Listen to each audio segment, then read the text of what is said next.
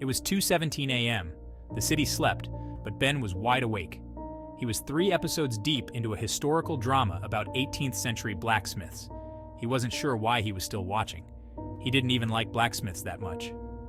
A notification blinked on his screen. "Because you watched Forged in Fire," it announced, "you might like medieval metal masters." Ben chuckled. Netflix knew him too well. Or did it? Was he really so predictable? He started to wonder, what did his viewing habits say about him? Were there others out there watching obscure documentaries at dawn?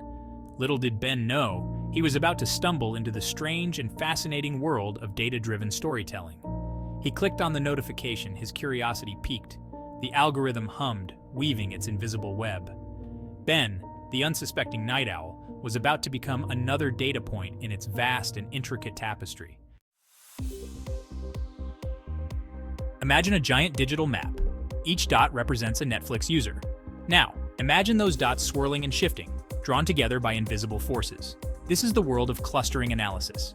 By analyzing billions of data points, what you watch, when you watch, how much you watch, Netflix can group users into clusters based on their viewing habits. These clusters reveal hidden patterns like constellations in the night sky. Some clusters might be vast and sprawling, like the weekend warriors who binge-watch entire seasons in one sitting. Others might be small and specialized, like the documentary devotees who prefer facts over fiction.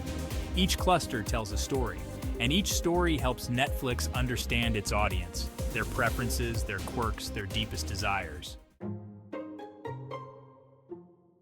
Clustering analysis isn't just about grouping people together. It's about uncovering the why behind the what.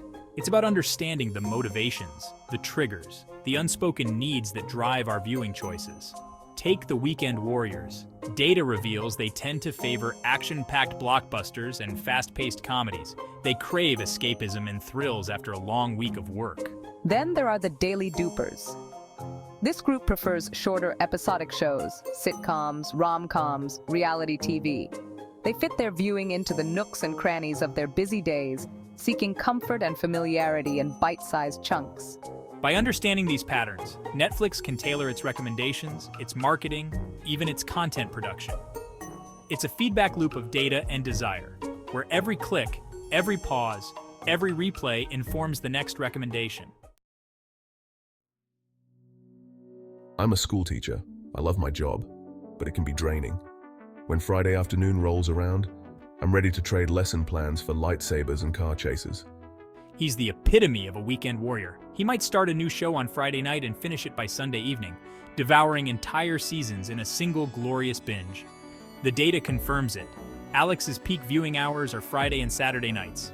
His preferred genres are action, sci-fi, and comedy, anything that offers a healthy dose of escapism. He's not alone. Millions of weekend warriors around the world share his viewing habits.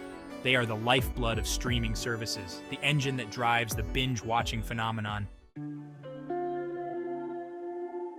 Olivia is a very different kind of viewer. A busy entrepreneur, I juggle meetings, deadlines, and a seemingly endless to-do list. Binge-watching isn't an option. It's a luxury she can't afford. Instead, I'm a daily duper. I sneak in an episode while cooking dinner, catch up on my favorite reality show during my commute, or unwind with a quick sitcom before bed. Her viewing habits reflect her lifestyle. I prefer shorter episodes, lighter genres, and shows that don't require my full attention. Her favorite time to watch? Weeknights after the kids are asleep. I'm a prime example of how data can reveal the nuances of our media consumption. I'm not defined by what I watch, but by when and how I watch it. Section 6, the curious case of the completionist Kathy. Then there's Kathy. Kathy is a different breed altogether. She's what data analysts call a completionist. She doesn't just watch shows, she conquers them. Every episode, every season, ticked off her list with meticulous precision. Kathy's Netflix profile is a testament to her dedication. A sea of green checkmarks signifies her triumph over the vast library of content. She's not motivated by genre or release date. She's driven by an insatiable need to finish what she starts. The completionists are a fascinating bunch. They're not afraid of commitment. They savor the satisfaction of closure, and they offer a valuable lesson. Even in the age of endless choice, some people still crave the comfort of completion. Section 7. Which binge watcher are you? Take the quiz.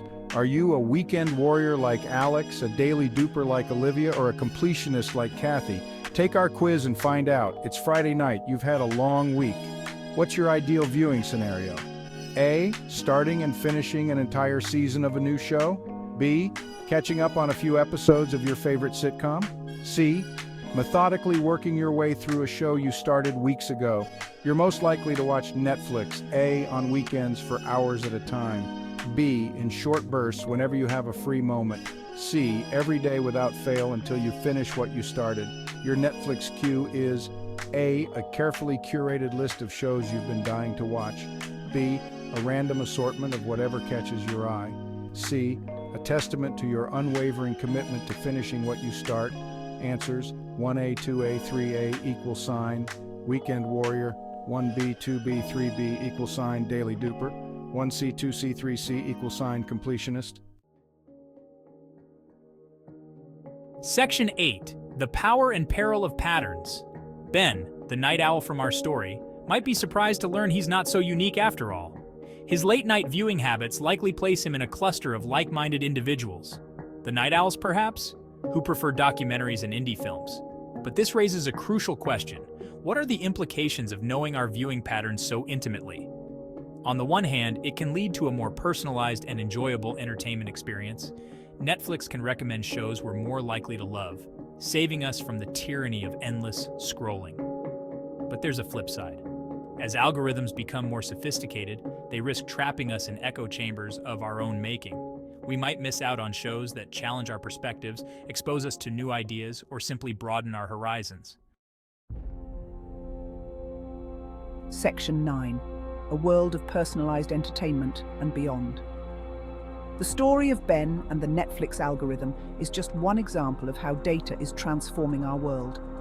From personalized medicine to targeted advertising, the ability to identify and analyze patterns is changing the way we live, work, and even consume entertainment.